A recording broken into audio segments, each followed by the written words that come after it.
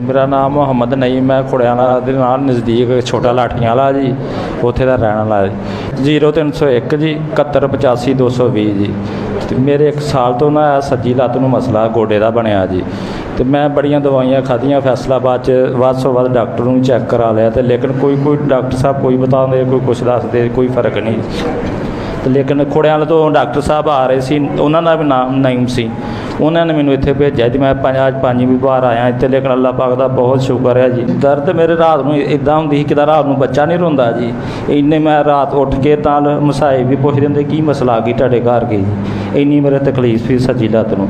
ਹੁਣ ਮੈਂ ਅੱਜ ਰੋਡ ਤੋਂ ਪੈਦਲ ਚੱਲ ਕੇ ਆਇਆ ਜੀ, ਨਹੀਂ ਅੱਗੇ ਮੋਟਰਸਾਈਕਲ 'ਤੇ ਆਈਦਾ ਜੀ। ਮਾਸ਼ਾਅੱਲਾ। ਹਾਂਜੀ ਜੀ। ਇਹਨਾਂ ਨੂੰ ਜਦੋਂ ਪੁੱਛੀਦਾ ਹੀ ਕਹਿੰਦੇ ਮੇਰੇ ਗੋਡੇ 'ਚ ਬਹੁਤ ਤਕਲੀਫ ਹੁੰਦੀ।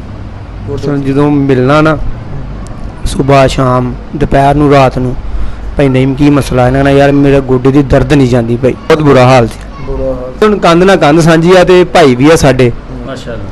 ਤੇ ਅਸੀਂ ਇਹਨਾਂ ਤੋਂ ਨਿੱਕੇ ਆ, ਸ਼ੁਰੂ ਤੋਂ ਹੀ ਸਾਡੇ ਨਾਲ। ਆਪਣੀਆਂ ਗੁਨਾਹਗਾਰ ਅੱਖਾਂ ਨਾਲ ਦੇਖਿਆ ਰੋਂਦੇ ਇਹਨਾਂ ਨੂੰ ਕਈ ਦਫਾ ਵੀ ਯਾਰ ਬਹੁਤ ਬੁਰਾ ਹਾਲ ਆ, ਜਿਸ ਇਸ ਤਰ੍ਹਾਂ ਹੋ ਗਿਆ। ਦਵਾਈਆਂ ਇਹਨਾਂ ਵਿਚਾਰਿਆਂ ਖਾ ਕੇ ਜੀ ਅੰਦਰ ਮਿਹਦਾ ਖਰਾਬ ਹੋ ਗਿਆ ਇਹਨਾਂ ਦਾ। ਇੰਨੇ ਪਰੇਸ਼ਾਨ ਸੀ। ਅੱਜ ਇੱਥੋਂ ਦਵਾਈ, ਅੱਜ ਉੱਥੋਂ, ਇੱਥੋਂ ਮਤਲਬ ਮਿਲਣਾ ਨਾ, ਰੋਜ਼ ਸੁਬਾਹ ਸ਼ਾਮ ਇਹਨਾਂ ਨੂੰ ਪੁੱਛਣਾ ਸੀ। ਆਪਣਾ ਫਰਜ਼ ਸਮਝਦਾ ਭਾਈ ਨਈਮ ਕਿਸ ਤਰ੍ਹਾਂ।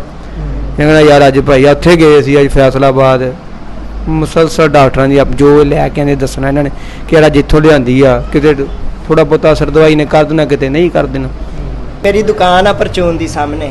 ਮੈਂ ਹਰ ਟਾਈਮ ਭਾਜੀ ਉਹਨਾਂ ਦੇ ਸਾਹਮਣੇ ਰਹਿਣਾ ਆ, ਤੇ ਯਾਨੀ ਕਿ ਇੱਥੇ ਬਾਹਰ ਹੀ ਬੈਠੇ ਰਹਿੰਦੇ ਸੀ, ਬੜੇ ਪਰੇਸ਼ਾਨ ਰਹਿੰਦੇ ਸੀ।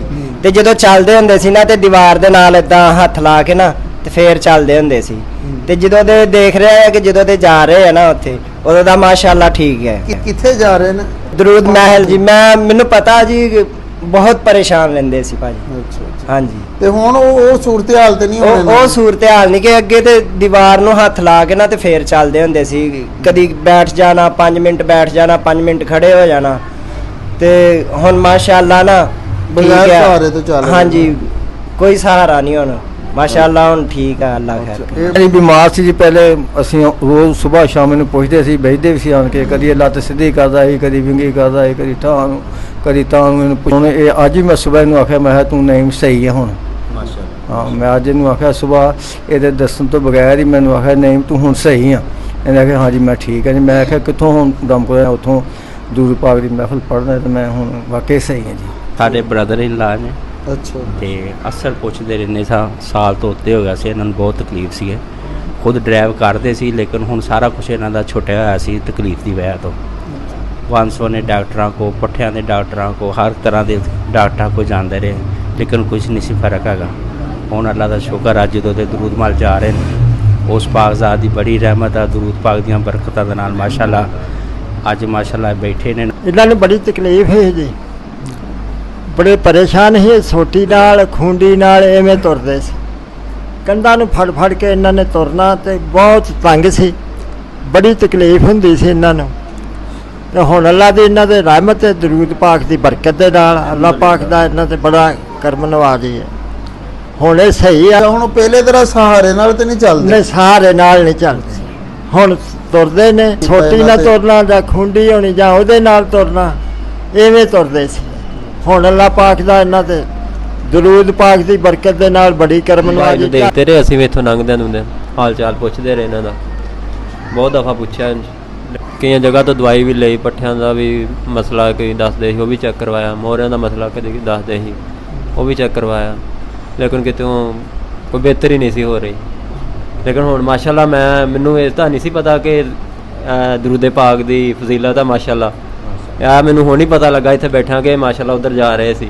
ਵੈਸੇ ਮੈਂ ਇਹਨਾਂ ਨੂੰ ਕਿਹਾ ਮਾਸ਼ਾਅੱਲਾ ਹੁਣ ਤੁਸੀਂ ਠੀਕ ਆ। ਤੁਸੀਂ ਇਹਨਾਂ ਨੂੰ ਮਜ਼ਦੂਰੀ ਦੀ ਹਾਲਤ 'ਚ ਦੇਖਦੇ? ਹਾਂਜੀ ਬਿਲਕੁਲ, ਅਸੀਂ ਦੇਖਦੇ ਰਹੇ ਇਹਨਾਂ ਨੂੰ। ਪਰੇਸ਼ਾਨ ਸੀ? ਹਾਂਜੀ ਬਿਲਕੁਲ। ਛੋਟਾ ਜਿਹਾ ਬੱਚਾ ਮਹੱਲੇ 'ਚ ਕਿਸੇ ਨੂੰ ਪੁੱਛ ਲਓ, ਯਾਰ ਨੀਮੇ ਦਾ ਕੀ ਹਾਲ ਹੈ? ਯਾਰ ਕੋਈ ਹਾਲ ਨਹੀਂ ਯਾਰ, ਅਸ਼ਰ ਦੇ ਅੱਬੂ ਦੇ ਯਾਰ ਬਿਮਾਰ। ਯਾਨੀ ਸੜਕੋਂ ਇੱਧਰ ਨਾ ਕੋਈ ਐਸਾ ਫਰਦ ਨਹੀਂ ਹੋਣਾ। ਡਰਾਈਵਰ ਆ ਸ਼ੁਰੂ ਤੋਂ ਪੁਰਾਣੇ ਲੋਕ ਜਾਣਦੇ।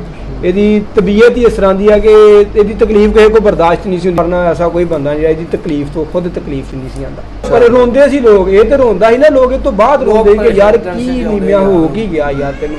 ਅਸੀਂ ਖੁਦ ਪਰੇਸ਼ਾਨ ਆ, ਪੂਰਾ ਪਿੰਡ 'ਚੋਂ ਦੋਸਤ ਆਉਣੇ, ਅੱਗੇ ਲਾਉਂਦਿਆਂ ਜਾਂਦਿਆਂ ਕੋਈ ਬੰਦਾ ਉਧਰ ਭਾਈ ਮੱਡੂ ਬੈਠਾ ਉਹ ਸਬਜ਼ੀ ਉਹਨੇ ਇਹਨੂੰ ਪੁੱਛਣਾ ਉਹ ਜਿਹੜੇ ਬੈਠੇ ਪਿੱਛੇ ਆ ਮੇਰਾ ਭਾਈ ਅੱਲਾ ਦਿੱਤਾ ਇਹ ਵੀ ਹਮਸਾਇਆ ਸਾਰੇ ਸਾਡੇ ਕਰੀਬੀ ਆ ਸਾਰੇ ਮਹੱਲੇ ਦੇ ਆ ਲੇਕਿਨ ਬੈਕ ਜ਼ਿੰਦਗੀ ਇਹਦੀ ਇਦਾਂ ਹੀ ਆ ਵੀ ਜਿੱਦਾਂ ਦਰਵੇਸ਼ਾਨਾ ਬੰਦਾ ਨਹੀਂ ਸੀ ਹੁੰਦਾ ਕਿ ਕਦੀ ਕਿਸੇ ਨੂੰ ਤਕਲੀਫ ਨਹੀਂ ਦਿੱਤੀ ਆ ਤੇ ਆਪ ਏਡੀ ਵੱਡੀ ਤਕਲੀਫ 'ਚ ਵਿਚਾਰਾ ਆ ਗਿਆ ਹੁਣ ਅੱਲਾ ਨੇ ਕੱਟ ਦਿੱਤੀ ਸਕੂਨ ਇਹਨੂੰ ਕਹੀਦੇ ਕੱਟੀ ਜਾਣੀ ਲੇਕਿਨ ਸਬਰ ਕਰੀ ਯਾਰ ਅੱਲਾ ਪਾਕ ਨੇ ਤੁਹਾਡੀ ਤਫੈਲ ਕੱਟਦੀ ਵਸੀਲਾ ਬਣਾ